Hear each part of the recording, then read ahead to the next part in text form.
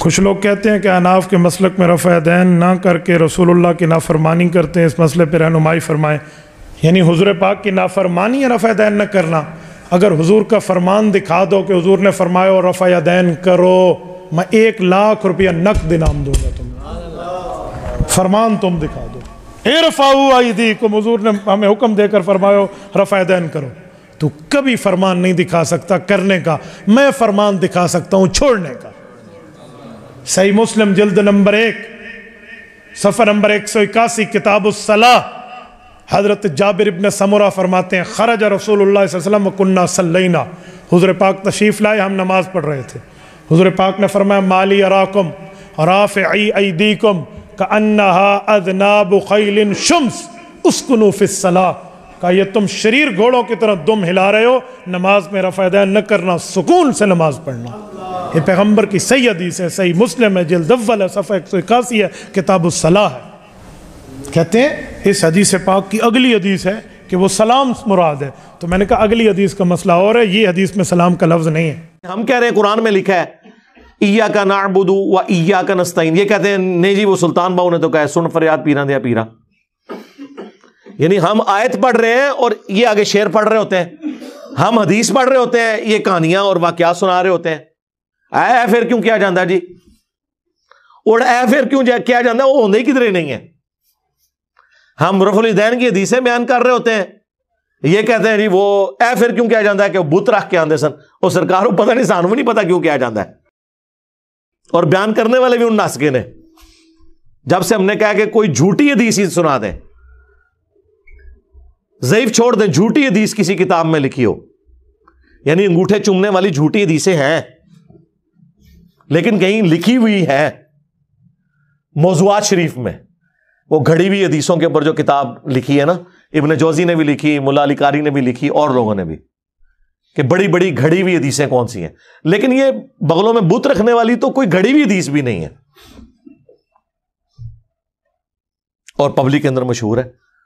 پھر ہمیں بتانا پڑتا ہے کہ بھائی رفع الیدین تو نماز کا حسن ہے، حضور نے حکم دیا ہے جی، حکم کتنے ہے؟ اور ایک وہ دیوبندیوں کا مولوی ہے، وہ اس کا نام رکھا ہے دلیل کا بے تاج بادشاہ، اس کے تاج کے ساتھ جو میں نے کر دیا ہوا ہے نا، وہ کہتا ہے جی میں اتنے لاکھ انعام دوں گا کوئی رفع الیدین کا حکم دکھا دے۔ سرکار ہم انعام نہیں لیتے، آپ سے آپ کی آخرت کا سوال کرتے ہیں کہ توبہ کریں اپنے اس جھوٹ کے اوپر۔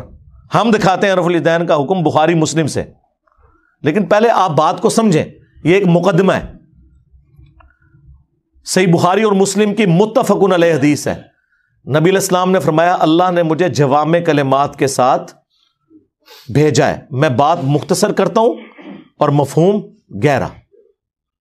بخاری مسلم دونوں میں حدیث ہے انما الاعمال بالنیات، اعمال کا دار و مدار تو صرف نیتوں کے اوپر ہے۔ اب یہ ایک جملہ ہے، اس کے اوپر پوری کتاب لکھی جا سکتی ہے، یہ ہے جوامع کلمات، اس کو آپ ذہن میں رکھیں۔ اب آ جائیں بخاری مسلم دونوں میں حدیث ہے، مالک بن حویرث کہتے ہیں رضی اللہ تعالیٰ عنہ علیہ السلام، ہم چند نوجوان تھے 20 دن کے لیے حضور کے پاس گئے، مہمان بن گئے، حضور کی وفات سے 1-1.5 سال پہلے غزوہ تبوک کے موقع پر مسجد نبوی میں ٹھہرے 20 دن تک، آپ کے صبح و شام آبزرو کیے۔ جب حضور نے دیکھا نا کہ اب ہمیں گھر کی یاد ستا رہی ہے، تو اچھے ٹیچر کی یہی نشانی ہے کہ اس سے پہلے کہ کوئی اکتا جائے خود ہی اسے بھیج دیا جائے۔ آج تو آپ کہتے ہیں نا حضور میں آپ کے زمانے میں ہوتا تو ہر وقت آپ کو وضو کرواتا رہتا، ایسا نہیں ہوتا، دنیا میں ایسے نہیں معاملات چلتے۔ تو وہ کہتے ہیں ہمیں اپنے ماں باپ یاد آنا شروع ہو گئے، تو حضور نے جب یہ دیکھا نا کہ اب یہ ان کا انٹرسٹ لوز ہو رہا ہے، تو آپ نے کہا کہ سب کو اکٹھا کر کے کہا کہ اب اپنے گاؤں ایریا میں واپس چلے جاؤ، جب جانا تو جب نماز کا ٹائم ہو تو تم نے مجھے 5 وقت نماز پڑھتے ہوئے دیکھا ہے، ان اوقات میں تم نے نماز پڑھنی ہے۔ ایک بندہ اذان دے گا جو زیادہ قرآن جانتا ہے اور عمر میں بھی بڑا ہو، وہ تمہاری امامت کروائے، اور صلو کما رأیتمونی اصلی، اور نماز تم نے ویسے پڑھنی ہے جس طرح مجھے تم نے نماز پڑھتے ہوئے دیکھا ہے۔ کلیئر ہو گیا؟ یہ جملہ آپ کسی انٹرنیشنل عدالت میں بھی لے جائیں تو وہ آپ کے علماء کی جہالت کے اوپر ہنسیں گے کہ اس کے بعد رسول اللہ کو یہ کہنے کی ضرورت ہے کہ جب نماز شروع کرنا تو ہاتھ کانوں تک اٹھانا، جب رکوع میں جانا تو ہاتھ کانوں تک اٹھانا، جب رکوع سے سر اٹھانا تو ہاتھ کانوں تک اٹھانا، سبحان ربی العظیم رکوع میں پڑھنا، سبحان ربی العلی سجدے میں پڑھنا، فجر کے 2 فرض پڑھنا، زور کے، یہ سارا کچھ آپ کو کہنے کی ضرورت ہے جو لوگ 20 دن سے حضور کو دیکھ رہے ہیں۔ اس کے بعد صرف ایک ہماری ذمہ داری ہے کہ جس شخص کو حضور نے یہ کہا نا تم نے نماز ویسے اسٹیبلش کرنی ہے جس طرح مجھے تم نے دیکھا ہے، ہم اس شخص سے یہ بتا دیں کہ حضور کو نماز پڑھتے ہوئے اس نے کیسے دیکھا ہے، پھر کام ختم ہو گیا نا۔ رفع الیدین کا حکم آ جائے گا نا بیچ میں، جب آپ نے کہا تم نے نماز اس طرح پڑھنی ہے جس طرح مجھے پڑھتے ہوئے دیکھا، جوامع کلمات ہو گئے۔ تو سرکار مالک بن حویرث سے پوچھ لیں، بخاری مسلم دونوں میں موجود ہے کہ مالک بن حویرث رضی اللہ تعالیٰ عنہ کہتے ہیں کہ جب نبی علیہ السلام نماز شروع کرتے تو دونوں ہاتھ کانوں تک اٹھاتے۔ بخاری میں صرف ہے کہ اٹھاتے، مسلم میں ہے کانوں تک، اور بخاری میں عبداللہ بن عمر کی جو حدیث ہے اس میں ہے کندھوں تک، ہتھیلیاں کندھوں کی سیدھ میں، انگلیاں کانوں کی سیدھ میں، یا یوں بھی اٹھا سکتے ہیں، کانوں تک اٹھاتے، اور رکوع میں جاتے وقت کانوں تک اٹھاتے، اور رکوع سے سر اٹھاتے تو کانوں تک اٹھاتے۔ مالک بن حویرث خود نماز کا طریقہ سکھا رہے ہیں، بلکہ بخاری میں الفاظ ہیں، وہ کہتے ہیں نماز کا میرا ارادہ نہیں تھا، میں تمہیں نماز سکھانے کے لیے بتا رہا ہوں کہ میں نے نبی علیہ السلام کو اس طرح نماز پڑھتے ہوئے دیکھا ہے رفع الیدین کے ساتھ۔ اور ایون بخاری میں جلسہ استراحت آیا ہے کہ مالک بن حویرث پہلی اور تیسری رکعت میں اس وقت تک نہیں کھڑے ہوتے تھے دوسری اور چوتھی رکعت کے لیے جب تک بیٹھ نہ جائیں دوسرا سجدہ کر کے بھی۔ ویسے تو الگ سے بھی بخاری میں حکم ہے، نبی علیہ السلام نے ایک تیزی سے صحابی کو نماز پڑھتے ہوئے دیکھا تو فرمایا دوبارہ پڑھو، تم نے نماز نہیں پڑھی۔ 3 دفعہ ہوا تو چوتھی دفعہ آپ نے جب اس کو نماز کا طریقہ سکھایا تو اس میں آپ نے فرمایا پوری تفصیل کے ساتھ ہے، جب آپ سجدے پہ پہنچے فرمایا پہلا سجدہ کرو پھر سکون سے بیٹھ جاؤ، پھر دوسرا سجدہ کرو پھر سکون سے بیٹھو، اور پھر اگلی رکعت کے لیے کھڑے ہو۔ اس میں جلسہ استراحت کا ذکر موجود ہے۔ مالک بن حویرث کہتے ہیں میرا ارادہ نہیں تھا، میں صرف نماز سکھانے کے لیے تمہیں بتا رہا ہوں۔ اور مالک بن حویرث وہ ہیں جو حضور کی وفات سے 1-1.5 سال پہلے مسلمان ہوئے ہیں، اور آپ کو دیوبندی بریلوی حنفی یہ کہانی کرا رہے ہیں جی مکے میں رفع الیدین ہوتا تھا، مدینے میں منع ہو گیا، اور رفع الیدین کے جتنے راوی ہیں نا میجورٹی وہ ہیں جو فتح مکہ کے بعد مسلمان ہوئے ہیں، ہجرت مدینہ نہیں، فتح مکہ کے بعد 8 ہجری کے بعد۔ وائل بن حجر کی حدیث ہے مسلم شریف میں، ابو داؤد میں، بلکہ وائل بن حجر تو پھر 1 سال بعد ابو داؤد میں سنن نسائی میں آئے کہ دوبارہ آئے، وہ کہتے ہیں میں نے سردیوں میں دیکھا کہ صحابہ کرام چادروں کے اندر سے رفع الیدین کر رہے ہوتے تھے۔ اس سے یہ بھی مسئلہ پتہ چل گیا کہ چادر کے لیے ہاتھ باہر نکالنے کی ضرورت نہیں، اندر سے بھی رفع الیدین ہو سکتا ہے۔ 8 ہجری میں بندہ مسلمان ہو رہا ہے، 9 ہجری میں وہ دوبارہ سردیوں کے موسم میں حضور کی نماز دیکھنے کے لیے آیا مدینہ شریف، اور رفع الیدین سے پڑھتے ہوئے دیکھ رہا ہے۔ تو مسوخ کس ٹائم ہوا ہے؟ کوئی نہیں ہوا سرکار۔ سنی اور شیعہ دونوں قائل ہیں رکوع میں جاتے وقت، رکوع سے اٹھتے وقت، اور تیسری رکعت سے اٹھتے وقت رفع الیدین کرنے کے اوپر۔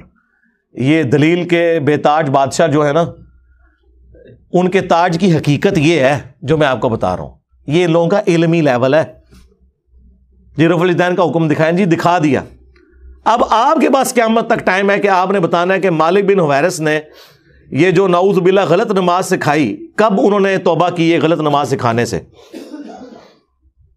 یہ ذرا آپ نے بتانا ہے۔ ابو حمید سعدی کی حدیث بخاری میں بھی ہے اور تفصیل کے ساتھ جامعہ ترمذی اور سنن نبی داؤد میں 10 صحابہ کی موجودگی میں انہوں نے نماز کا طریقہ جب سکھایا تو باقی 10 لوگوں نے کہا کہ آپ تو بالکل اینڈ پہ مسلمان ہوئے ہیں۔ انہوں نے کہا کہ اس میں کوئی لڑائی جھگڑے والی بات نہیں، میں تمہارے سامنے نماز پڑھتا ہوں، اگر میں غلطی کروں مجھے بتا دینا۔ تو انہوں نے 10 صحابہ کی موجودگی میں نماز پڑھی۔ اس سے یہ بھی ثابت ہو گیا کہ وہ شخص نماز کا طریقہ بیان کر رہا تھا جو اینڈ پہ مسلمان ہوا، اور باقی صحابہ کہہ رہے ہیں تو بالکل آخر میں آیا۔ اور پھر جب وہ نماز کا طریقہ بتا چکے تو 10 نے بیک زبان کہا کہ آپ نے بالکل صحیح نماز پڑھی، رسول اللہ اسی طرح نماز پڑھا کرتے تھے۔ مراد یہ کہ حضور کی وفات کے بعد ذکر ہو رہا ہے، اور یہ ایٹ لیسٹ 30 سال بعد کا واقعہ حضور کی وفات کے، فوراً بعد بھی کوئی فرق نہیں پڑتا۔ 10 کے 10 کو غلطی، جس میں ابو قتادہ بھی شامل ہے سینئر اصحاب میں سے، اس میں انہوں نے رفع الیدین کا ذکر کیا ہے، جلسہ استراحت کا ذکر کیا ہے، تورک بیٹھنے کا ذکر کیا ہے چوتھی رکعت میں، بائیں سرین پہ بیٹھ کے دایاں یعنی پاؤں کھڑا کر کے اس کے نیچے سے بائیں پاؤں کو گزارنا، اور ابو داؤد میں تو الفاظ ہیں کہ جب نبی علیہ السلام نماز کا ارادہ کرتے تو نبی علیہ السلام قبلہ رخ کھڑے ہوتے اور اپنے ہاتھوں کو کندھوں تک بلند کرتے، یہاں تک کہ ہر ہڈی اپنی جگہ پر جب واپس آ جاتی پھر آپ قرات شروع کرتے۔ اس سے میں نے ثابت کیا کہ انہوں نے ہاتھ چھوڑ کے نماز پڑھی ہے، کیونکہ جب بھی کوئی نماز شروع کرنے کا ارادہ کرتا ہے تو ہاتھ باندھ کے نہیں نماز پڑھتا، یوں کھڑا ہوا ہے اور وہ نماز یوں شروع کرتا ہے اور ہر ہڈی اپنی جگہ پر واپس آ جاتی۔ یہاں موقع تھا وہ کہتے ہیں کہ ہر ہڈی دایاں ہاتھ بائیں پر آ جاتا، نہیں، انہوں نے کہا اپنی واپس اپنی جگہ پہ آ جاتی۔ اس سے نبی علیہ السلام سے بھی ہاتھ چھوڑ کے نماز پڑھنا ثابت ہے۔ ویسے عبداللہ ابن زبیر کی الگ سے حدیث ہے المصنف ابن ابی شیبہ میں، باقاعدہ باب باندھا ہے امام ابن ابی شیبہ، امام بخاری مسلم کے استاد نے، کہ ان صحابہ اور تابعین کا بیان جو ہاتھ باندھ کے نماز پڑھتے تھے، جو ہاتھ چھوڑ کے۔ ہمارے نزدیک دونوں طریقے درست ہیں، ہاتھ باندھنا بھی ہاتھ چھوڑنا بھی۔ تو وہاں پہ پھر 11 صحابہ کی یہ گواہی ہوگی، 10 وہ اور 11واں جو سکھا رہا تھا۔ تسی 11ویں لی سرکار نو مندے ہو، اسی 11 سرکاراں نو مننے ہاں، اور ساڈی سرکاراں ہو جو صحابہ نے جی رفع الیدین کا حکم دکھا دیا، جی دکھا دیا ہے، اور آپ رفع الیدین کا مذاق جو اڑاتے ہیں، اللہ سے ڈر جائیں۔ گھوڑوں کے دموں کے ساتھ اسے تشبیہ دیتے ہیں۔ کیا رسول اللہ پوری زندگی اس طریقے سے نماز پڑھتے رہے جس کو آپ نے بعد میں کہنا تھا یہ گھوڑوں کی دمیں ہیں؟ آپ خود سوچیں اگلن، کیونکہ میں نے تو ثابت کر دیا کہ حضور اپنی وفات سے 1 سال پہلے تک کر رہے ہیں۔ ویسے تو میں نے مسئلہ 70B میں ثابت کیا ہے کہ وفات تک، وہ کہتے ہیں وفات تک کا لفظ جی موجود ہے۔ جب حضور کی وفات کے بعد صحابہ کرام نماز کا طریقہ سکھا رہے ہیں تو وفات تک ہی ہوا نا، لاجیکل ہے۔ یہ تو نہیں کہ منسوخ شدہ طریقہ انہوں نے سکھانا تھا۔ باقی تفصیل وہ دیکھ لیں، 2.25 گھنٹے کا لیکچر ہے۔ ان کے 8 دھوکوں کے جو میں نے جواب دیے ہیں جی، بغلوں میں بت رکھ کے آتے تھے، ٹھیک ہے جی، گھوڑوں کی دموں والی روایت مسلم شریف سے آؤٹ آف کانٹیکسٹ، جابر بن سمرہ والی شریر گھوڑوں کی دمیں، وہ 4 روایتیں کٹھی ہیں، اس میں باقاعدہ موجود ہے کہ وہ سلام پھیرتے وقت زانوں سے ہاتھوں کو اٹھاتے تھے۔ وہ کہتے ہیں نہیں، ایک روایت میں اس کے بغیر ذکر ہے۔ کچھ لوگ کہتے ہیں کہ اناف کے مسلک میں رفع دین نہ کر کے رسول اللہ کی نافرمانی کرتے ہیں، اس مسئلے پہ رہنمائی فرمائیں۔ یعنی حضور پاک کی نافرمانی یا رفع دین نہ کرنا؟ اگر حضور کا فرمان دکھا دو کہ حضور نے فرمایا اور رفع دین کرو، میں 1 لاکھ روپیہ نقد انعام دوں گا تمہیں۔ فرمان تم دکھا دو، ارفعوا ایدیکم، حضور نے ہمیں حکم دے کر فرمایا رفع دین کرو۔ تو کبھی فرمان نہیں دکھا سکتا کرنے کا، میں فرمان دکھا سکتا ہوں چھوڑنے کا۔ صحیح مسلم جلد نمبر 1 صفحہ نمبر 181 کتاب الصلاۃ، حضرت جابر ابن سمرہ فرماتے ہیں خرج رسول اللہ صلی اللہ علیہ وسلم وکنا صلینا، حضور پاک تشریف لائے، ہم نماز پڑھ رہے تھے، حضور پاک نے فرمایا مالی اراکم رافعی ایدیکم کانہا اذناب خیل شمس اسکنوا فی الصلاۃ، کہا یہ تم شریر گھوڑوں کی طرح دم ہلا رہے ہو، نماز میں رفع دین نہ کرنا، سکون سے نماز پڑھنا۔ یہ پیغمبر کی صحیح حدیث ہے، صحیح مسلم ہے، جلد اول ہے، صفحہ 181 ہے، کتاب الصلاۃ ہے۔ کہتے ہیں اس حدیث پاک کی اگلی حدیث ہے کہ وہ سلام مراد ہے، تو میں نے کہا اگلی حدیث کا مسئلہ اور ہے، یہ حدیث میں سلام کا لفظ نہیں ہے۔ سرکار یہ حدیث ابو داؤد میں بھی ہے، سنن نسائی میں بھی ہے، باقاعدہ اس کے اوپر اماموں نے باب باندھے ہوئے ہیں کہ یہ حدیث کس سے متعلق ہے، آپ کے رد کے اوپر کہ سلام پھیرتے وقت۔ امام نووی نے بھی مسلم کے باب کے اوپر یہ لکھا ہوا ہے۔ اس سے بڑھ کر امام بخاری نے جز رفع الیدین میں لکھا ہے کہ جو گھوڑوں کی دموں والی حدیث رفع الیدین پہ لگاتے ہیں انہیں ڈرنا چاہیے کہ اللہ کا عذاب نہ ان پر آ جائے۔ سورہ نور کی آیت کوٹ کی کہ رسول اللہ کے ساتھ دشمنی کر رہے ہیں، یہ سنت کا مذاق اڑا رہے ہیں۔ اور جز رفع الیدین پہ جو میں نے ویڈیو ریکارڈ کرائی ہے، جو کچھ امام بخاری نے ان کی طبیعت صاف کی بھی ہے، وہ 70B مسئلہ آپ ضرور دیکھیں۔ رفع الیدین سے متعلق فرقہ وارانہ نظریات کا تحقیقی جائزہ، اس میں ان کے آپ کو جھوٹ پتہ چلیں گے کہ یہ جھوٹ کی بنیاد پہ کھڑے ہیں۔ اور ہم تو بڑے خوش ہوتے ہیں کوئی گھوڑوں کی دموں والی حدیث بتا دے، بت رکھنے والی جھوٹی بات خود گھڑی بھی بتا دے، ہم پھر کہتے ہیں آپ کو بتائیں گے۔ بلکہ اس سے بڑھ کر میں G10 میں رہتا تھا، یہ میں بات کر رہا ہوں 2008-9 کی، 8 سے آلموسٹ کچھ 14-15 سال پہلے۔ ہمارے قریبی دوست تھے، وہ کٹر بریلوی تھے، ہم بھی اس زمانے میں بریلوی تھے۔ میرے ساتھ وہ اعتکاف بیٹھے G10 کی مسجد میں، G10 4 میں۔ جب میں ریورٹ ہوا تو وہ بھی तहकीक में पढ़ गए, वो वहीं के रहने वाले थे। जब तहकीक में पढ़े तो हमारे घर के करीब एक देवबंदियों की मस्जिद भी थे, कभी हम नमाज वहां पढ़ते रफुल इजदैन से शुरू कर दी, लेकिन नमाज मैं आपको पता सबके पीछे पढ़ता हूं। एक नमाज देवबंदियों के पीछे पढ़ते थे, फजर की अहले हदीस के पीछे पढ़ते थे, मगरिब इशा की कभी बरेलवियों के पीछे, कभी देवबंद के पीछे। वहां के मुफ्ती को खटका लग गया, उसने कहा चलो ये तो गुमराह हुए हैं, ये तो आउटसाइडर है। जो G10 का रहने वाला है ना बंदा, जिसका अपना जाती घर था वहां पे जद्दी पुश्ती, जो इनका दोस्त है, इसको तो हम कायल करें। उसने एक किताबचा दे दिया उसे रफुल इजदैन के खिलाफ ना, कि नमाज का हनफी तरीका सही है। वो किताबचा मेरे पास लेके आया, मैंने कहा बहुत अच्छी बात है। मतलब वो जब मैंने किताब पढ़ी तो मैं तो खुशी से फूले ना समाऊं। उसने पहली हदीस पता क्या लिखी हुई, कानों तक हाथ उठाने का सबूत, तो कानों तक तो हम भी उठाते हैं अल्हम्दुलिल्लाह,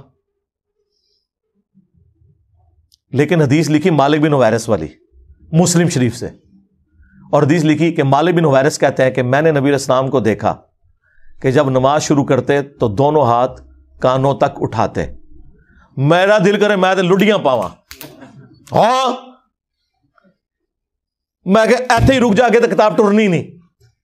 ये हदीस मैंने कहा मैं ओरिजिनल ना देवबंद और बरेलवियों की किताब मुस्लिम शरीफ जो तर्जमे के साथ है उसमें से तुझे दिखाऊंगा और तूने खुद रफ़ा दैन शुरू कर देना है। कहता कैसे? मैंने कहा ये देख, इन्होंने आधी हदीस लिखी हुई है, इसके आगे लिखा हुआ है जब रुकू में जाने लगते तो कानों तक हाथ उठाते, और जब रुकू से सर उठाते तो कानों तक हाथ उठाते। ये मालिक बिन हुवैरिस भी तो हमारी पूरी नमाज का तरीका है, सल्लू कमा रअयतमूनी उसल्ली। हमें और क्या चाहिए? अच्छा, वो किताबचा लेके ना वो देवबंद के मुफ्ती के पास पहुंच गया। ये इन मुफ्तियों का, ये दलील के जो बेताज बादशाहों का इल्मी लेवल ये होता है। वो जब वहां पे पहुंचा ना, उसने कहा ये आपने जो हदीस लिखी है आपने मुस्लिम शरीफ से पढ़ी है? उसने कहा ये तो बहुत बड़े आलिम दीन की किताब है, यकीनन ये लिखा होगा। उन्होंने कहा लिखा तो जरूर है, लेकिन सिर्फ इतना नहीं लिखा हुआ, इसके आगे तो कुछ और भी लिखा हुआ है। उसने कहा ये हो नहीं सकता। उन्होंने कहा ये देखो मुस्लिम शरीफ में लिखा हुआ है कि जब नमाज शुरू करते तो कानों तक हाथ उठाते, और जब रुकू में जाने लगते तो कानों तक हाथ उठाते, और जब रुकू से सर उठाते तो कानों तक हाथ उठाते। तो ये इसने आधी हदीस क्यों लिखी है? इसके बाद कोई गुंजाइश रह गई थी, लेकिन जब अल्लाह ताला खतम अल्लाहु अला कुलूबिहिम व अला समइहिम व अला अबसारिहिम गिशावा, दिलों पर, आंखों पर, कानों पर मोहर लग जाए, जो सूरतुल बकरा में आया और सूरतुल अनाम में आया कि हम इनके दिलों को और आंखों को हक कबूल करने से फेर देंगे। जैसा कि पहली दफा जब इन पे हक खुला था ना तो इन्होंने हक से इनाद किया था, अब हम इनके ऊपर मोहरें लगा देंगे। वलौ अन्ना नज़्ज़लना इलैहिमुल मलाइका, और ये अब ऐसी गुमराही में पड़ जाएंगे अगर आसमान से फरिश्ते इनके सामने नाजिल हों और मुर्दे कब्रों से निकल के इन्हें बताए ना कि आखिरत होने वाली है और क़यामत का तमाम मंजर इनकी आंखों के सामने आ जाए, तब भी ये ईमान नहीं लेके आएंगे, क्योंकि अल्लाह ने मोहर लगा दी है। और यही हुआ उसके साथ।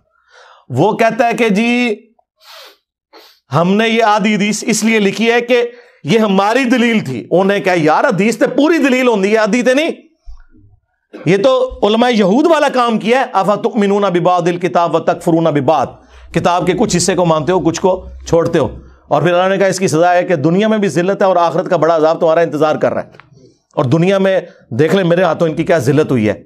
इन्होंने पिछले 1000 साल में जितनी इज्जत कमाई थी ना, पिछले 10-12 साल में उससे ज्यादा जिल्लत कमा चुके मैं। मेरा एक नारा इनको ले जाता है कि मेरे नबी सा है ही कोई नहीं, तेरे बाबे थे शय ही कोई नहीं। देख ले जिल्लत कमाई है इन्होंने। तो वो उसका भी दिफा कर रहा है। वो कह रहा है जी हमने बस उतना ही लिखना था जो हमें दलील चाहिए, क्योंकि हमने ये साबित करना है कि कानों तक हाथ उठाने हैं। उन्होंने कहा जिस जगह से साबित कर रहे हो उधर से तो पूरी बात लोगे। ये हो सकता है कि आप कुरान से आधी बात लें कि नमाज के करीब मत जाओ, और आप कहें कि मैंने यही बात साबित करनी थी कि नमाज कोई जरूरी नहीं। हम कहेंगे आगे लिखा है जब तुम नशे की हालत में हो, यही कहेंगे ना। तो ये करते हैं। और चूंकि इनको बड़ों से यही आदत पड़ी हुई है आधी बातें बयान करने की, आधी काटने की, इसलिए मेरे भी आधे आधे क्लिप काट के ना मुतरफर करवाने की कोशिश करते हैं, और मुझे कोई फर्क नहीं पड़ता। मैंने आपको बारहा बताया है कि मुझसे बचने का तरीका यह है कि अपनी जुबानें बंद रखें। अगर जुबान आप खोलेंगे मैं तो घर तक पहुंचा के आवांगा, मंजी ठोक देंगे तो मैं। ذہن جو رکھیو، بلکہ ٹھوک دیتی ہے اللہ کے فضل نال۔ جتنا بولو گے، جتنا چیخو گے، کیونکہ میں نے تو پھر جواب دینا نا، آپ میرے پہ الزام لگائیں گے تو میں آپ کو پھر کلیئر کروں گا کہ بھائی یہ بات لکھی ہوئی تھی، یہ تو یہ کہہ رہے تھے۔ تو اینڈ رزلٹ یہ ہے کہ جھوٹے بندے کی تو ایک نہ ایک دن موت ہو ہی جاتی ہے، اور ذلت کی موت ہوتی ہے، جس طرح ان فرقوں کی موت ہوئی ہے۔ الحمدللہ۔